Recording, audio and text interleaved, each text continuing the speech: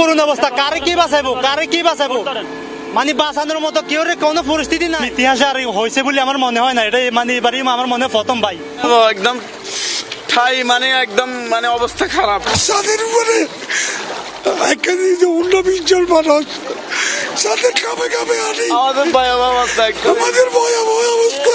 আমাদের যদি 6 ঘন্টা সময় পেত অসংখ্য মানুষের জীবন বাঁচানো যেত। এই বিষয়ে আমরা সরকারকে বলবো ভারতের বিরুদ্ধে একটা শক্ত পদক্ষেপ গ্রহণ করা উচিত বাংলাদেশ সরকারের।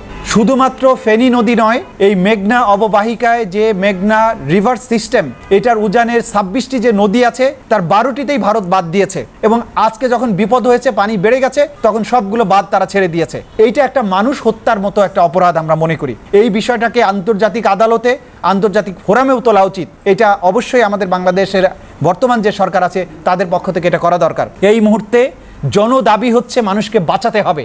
এই যে সিস্টেমগুলো নদীগুলোকে ধ্বংস করেছে ভারত, এটার ব্যাপারেও ভারতের সাথে বোঝাপড়ার সময় এসেছে যে আমাদের নদীগুলোকে হত্যা করবে তারা এবং বিপদের সময় এই মরা নদীতে তারা পানি ছেড়ে দিয়ে আমাদেরকে বিপন্ন করবে। রিভার কমিশন আছে, ভারতের সাথে নদী নিয়ে আমাদের বোঝাপড়া অবিলম্বে ক্লিয়ার হওয়া দরকার। যে আগের যে সরকারগুলো ছিল, বিশেষ করে আওয়ামী লীগ সরকার, তাদেরকে কোনো রকমের এই বাংলাদেশের পানির অধিকার, নদীর অধিকার আদায়ের জন্য কোনো ব্যবস্থা তারা গ্রহণ করেনি এবং আমরা মনে করি এটা বন্ধুসুলভ আচরণ তারা করেননি। বন্ধু তো দূরের কথা, একটা মানবিক আচরণ যে রাষ্ট্রের কাছ থেকে পাওয়া উচিত ছিল যে আপনারা জেনে বুঝে এই বাঁধটার পানি যে ছেড়ে দিচ্ছেন, মানুষ যে জীবন যাবে তাদের তো আত্মরক্ষার পর্যন্ত একটা সামান্য সুযোগ আপনারা দিতে পারতেন, নোটিশ দিতে পারতেন, বলতে পারতেন বাংলাদেশ গভর্নমেন্টকে যে আপনাদের কিন্তু আমাদের নিয়ন্ত্রণের বাইরে চলে যাচ্ছে, আপনাদের জনগণকে আপনারা নিরাপদ স্থানে নিয়ে যাওয়ার ব্যবস্থা করেন, আমরা কিন্তু বাঁধ ছেড়ে দিব। দুর্গত অঞ্চল ঘোষণা করে এখানে বাংলাদেশের যতগুলো বাহিনী আছে, সেনাবাহিনী, নৌবাহিনী, বিমান বাহিনী, প্রত্যেককে এখানে নিয়োগ করা উচিত উদ্ধার অভিযানের জন্য। কারণ পরিস্থিতিটা যে পর্যায়ে গিয়েছে, ব্যক্তি পর্যায়ের বা বিভিন্ন দল বা গোষ্ঠী যে মানবিক ত্রাণ অভিযান চালাবে সেই পর্যায়ে পরিস্থিতিটা নেই। এমন বাড়িতে পানি উঠে গেছে, সেকেন্ড ফ্লোর ডুবে গেছে, যেখানে আমি নিজে ভাত খেয়ে আসছি। শহরের মাল্টিমিলিয়নিয়ার ওয়েলদি ফ্যামিলি ফকির হয়ে গেছে। আচ্ছা, ওই বাড়িতে কি মহিলা আছে? এখানে একটা মহিলা, একটা পুরুষ আছে, 3-4 দিন আমরা আস্তে উঠান না, আস্তে উঠান, আস্তে উঠান, আস্তে আস্তে আস্তে আস্তে আসতেছি আসতেছি আসতেছি আসতেছি। ভাই আপনি নারকেল কাছে দিকে যান। কে আছেন? এই বাসা কে আছেন? আপনি পয়সারে ধরেন, আসেন, মাছ ধরেন, মাছ ধরেন, মাছ ধরেন, মাছ ধরেন, মাছ ধরেন, আস্তে আস্তে আসেন। আপনি আইছেন এই যে আস্তে আস্তে, এই যে আসছেন, এই যে আসছেন, আস্তে আস্তে আস্তে আস্তে দাঁড়ান, দাঁড়ান কাকা, দাঁড়ান, দাঁড়ান।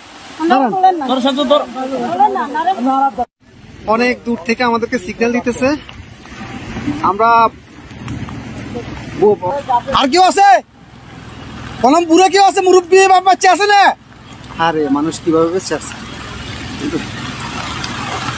ভিতরে আসা ওরা কাছে ঝুলে ঝুলে, রাস্তা জায়গা ঝুলে আছে, এভাবে বেঁচে আছে। বাচ্চা মুরব্বী কি আছে? এইভাবে মানুষ আস্তে আস্তে যান, আস্তে আস্তে যান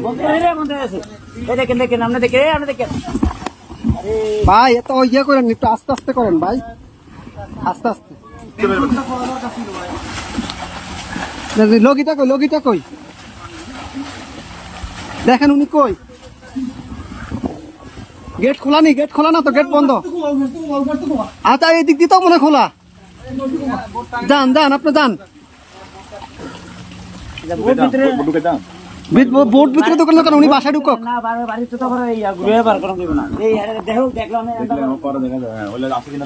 ভাই আপনি গেটে দিয়ে ঢুকেন, গেটে দিয়ে ঢুকেন ভাই।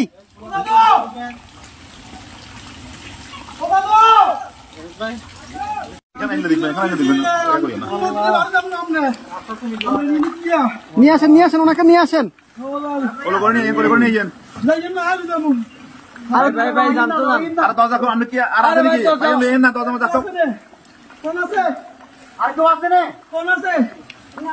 আর কেউ না তাহলে চলে যান। আসেন না ভাই, আসেন আসেন আসেন।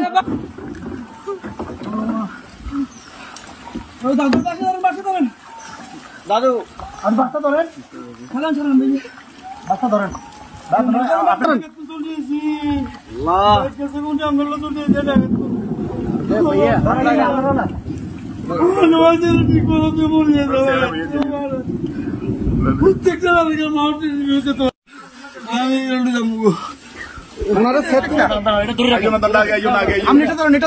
আস্তে আস্তে আস্তে আস্তে আস্তে আস্তে আস্তে আস্তে আস্তে আস্তে আস্তে কয়জন কয়জন আপনাদের কয়জন দাঁড়ান দাঁড়ান দাঁড়ান আপনাদের কয়জন কয়জন এই সাথে এদিকে আসো সাথে এদিকে আসো আপনারা কয়জন যাবেন কয়জন যাবেন সবাই চলে যাবেন এই বাড়ি কার বাড়ি কার এই বাড়ি কার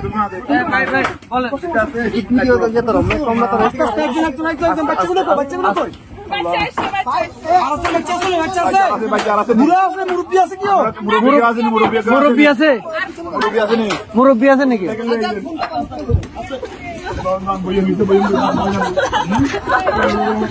আস্তে আস্তে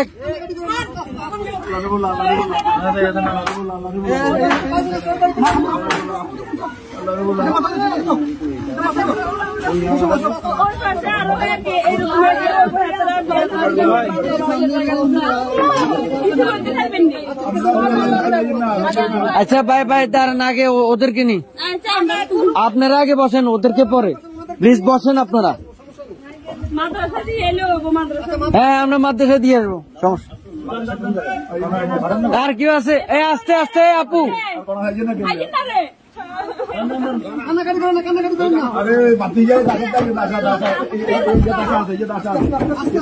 আস্তে আস্তে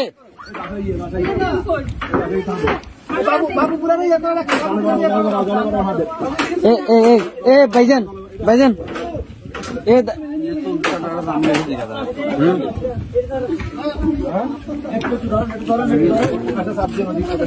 এই ইয়া ভাই এ বড় ভাই ওনাদের থেকে একটা কাপড় নিয়ে ওনার মাথাটা একটু মুছে দেন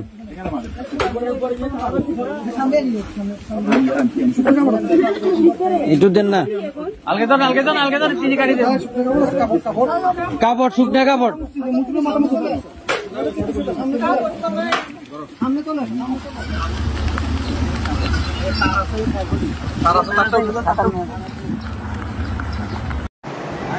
দর্শক আপনারা দেখতে পাচ্ছেন ঢাকা চট্টগ্রাম মহাসড়কের মাঝে এক মাজা পানিতে মানুষ কত কষ্ট করে হেঁটে যাচ্ছে।